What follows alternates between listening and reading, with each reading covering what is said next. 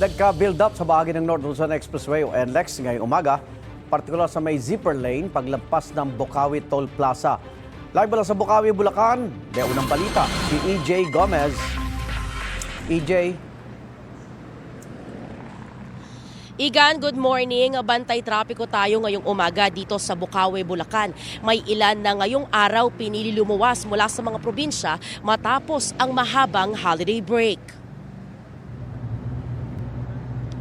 Nakapasok tayo ng North Luzon Expressway kaninang madaling araw, alas 5 yan.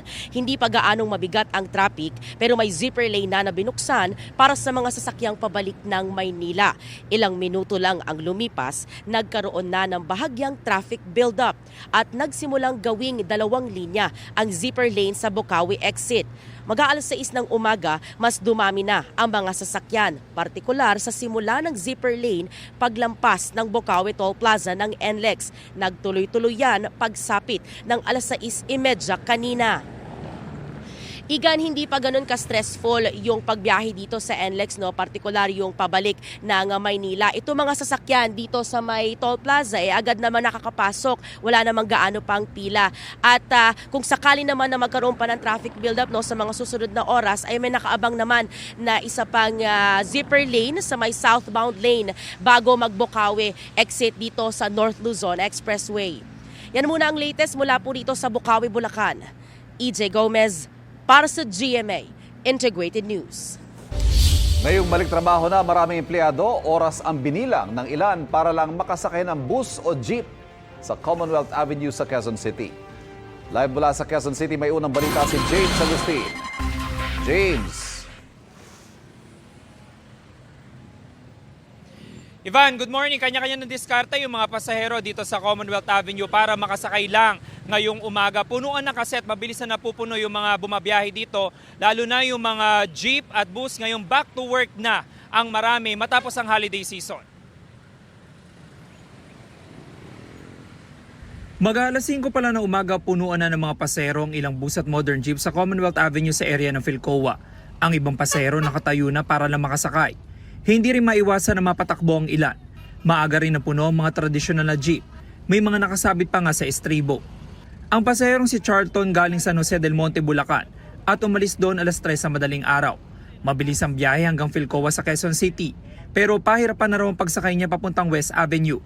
Ang kanyang diskarte, nag-book na lang ng motorcycle taxi. Sa mga jeep po, tsaka bus. Madami din po eh. Tsaka maraming mga pasahero na po. Sir, kamusta naman bakasyon? Okay naman po. Nasulit naman? Sulit naman. Nakakasama yung family. Si Gabriel mahigit kalahating oras na naghihintay ng masasakyan. Galing din siyang Bulacan at papasok sa trabaho sa Parañaque. Ang tagal, sobra. Sobrang tagal. Lalo na, rush hour na. Malilate yata ako nito eh. Kahit siksikan, makikisiksik na lang. Ganun na lang. Time check mga kapuso, ngayon po ay 5:20 AM. Marami-rami yung mga pasahero dito sa area ng Philcoa. Iba po nandito na sa gitna ng kalsada. Supposedly po, doon yung tamang sakayan ng mga pasahero. Pero napipilitan po sila na pumunta na dito sa gitna ng kalsada dahil nga po pahirapan yung pagsakay ngayong umaga. Ang ilang pasahero gaya ni Susan late na sa kanyang trabaho. Mahigit isang oras na siya nagbabaka sakali na makasakay. Mahirap talaga kasi back to work na, everybody's back to work, back to normal. So, ang hirap. Kamusta bakasyon? Ay, sama, with the family. Mayroon ding inagahan ng biyahe. Ang estudyanteng si Siljan, maswerteng agad nakasakay. Pag mga 6 na super traffic na po and pahirapan sumakay sa jeep. Hindi lang naiipon ng mga pasahero, maaga ring bumagal ang daloy ng mga sasakyan sa westbound lane ng Commonwealth Avenue.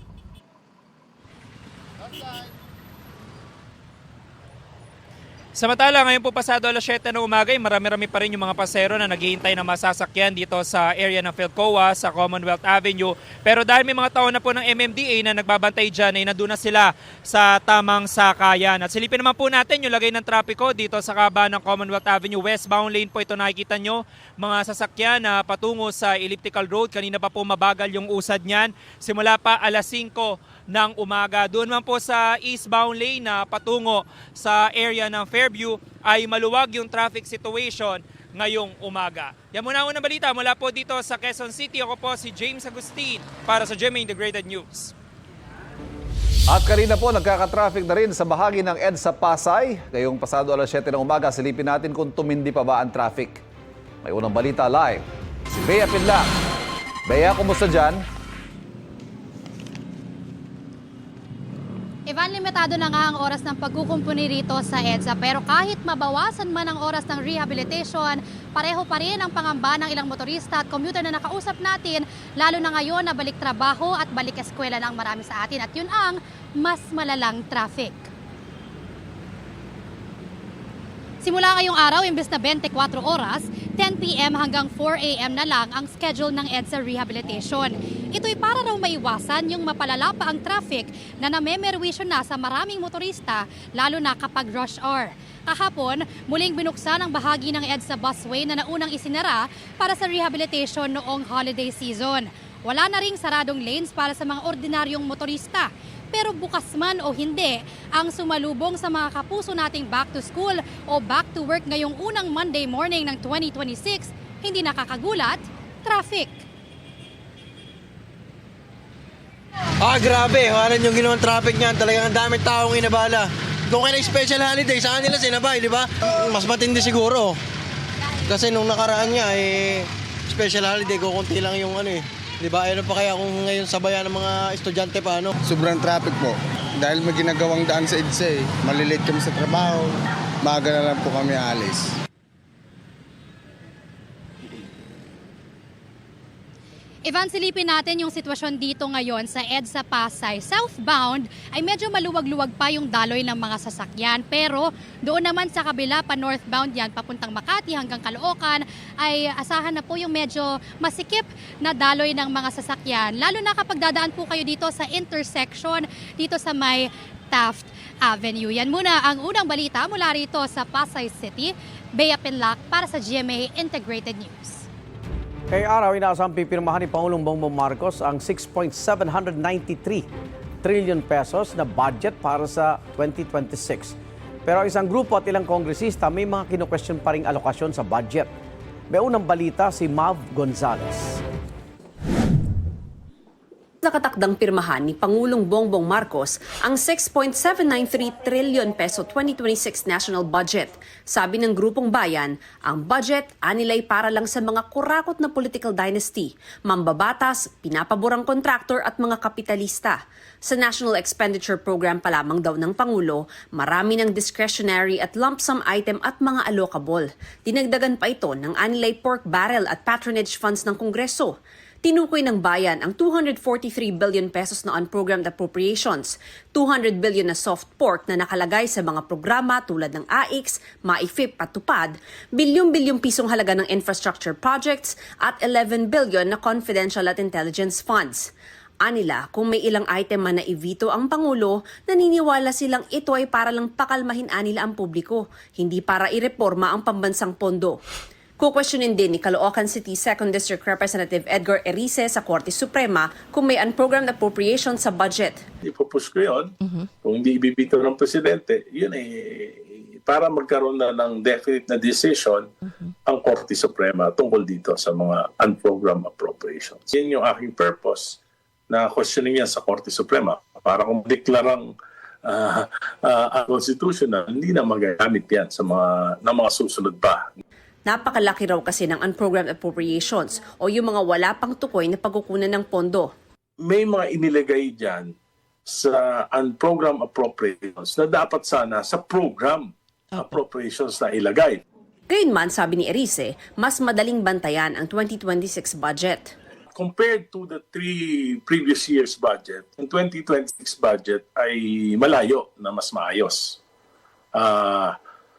Hindi ko sinasabing walang mga nakalusot na dahil sa dami ng mga items yan. Pero ang masasabi ko lang, mas madali ngayon na makita ito ng oversight. So mas madaling hanapin at yung sa implementation.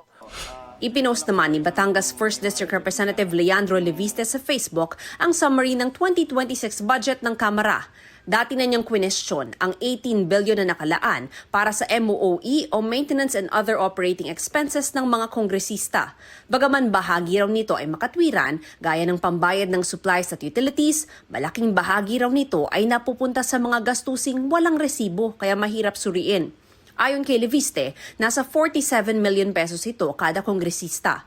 Kabilang aniya sa mga di kailangang resibuhan ay gastos sa biyahe, komunikasyon, training, scholarship, advertising, representation at professional services. Hirit ni Leviste, kabilang ba rito ang sahod ng social media consultants o keyboard warriors? Umaasa si Leviste na ilalabas ng House Committee on Accounts ang detalyadong breakdown ng budget ng Kamara. Ito ang unang balita. Mav Gonzalez para sa GMA Integrated News.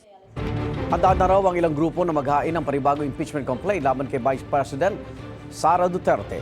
Isang buwan bago matapos ang one-year ban sa paghahain nito sa February 6. Kasama sa mga inaabangan ng pasya kaugnay sa apela ng Kamara, na baligtarin ng Korte Suprema ang nauna nitong desisyon na unconstitutional, ang impeachment complaint noong 2025. Unang balita si Jonathan Andal. Sa February 6, tapos na ang isang taong pagbabawal na maghain ng impeachment complaint laban kay Vice President Sara Duterte na base sa ruling ng Korte Suprema. Ibig sabihin, pwede na muling ihabla ang bise, bagay na pinag-aandaan na ng ilang grupo at individual ayon sa Makabayan Block sa Kamara. Pero maghihintay muna sila hanggang Pebrero kung maglalabas na ng desisyon ng Korte Suprema sa apela noon ng mga complainant na baligtarin ang unang desisyon ng mga maestrado na nagsabing walang bisa at labag sa konstitusyon ng impeachment complaint noon laban sa bise. Kung sakaling mag-reconsider ang Supreme Court sa decision niya, di ibig sabihin nito magpapatuloy na yung trial sa Senado. Hindi na kailangang mag-refile.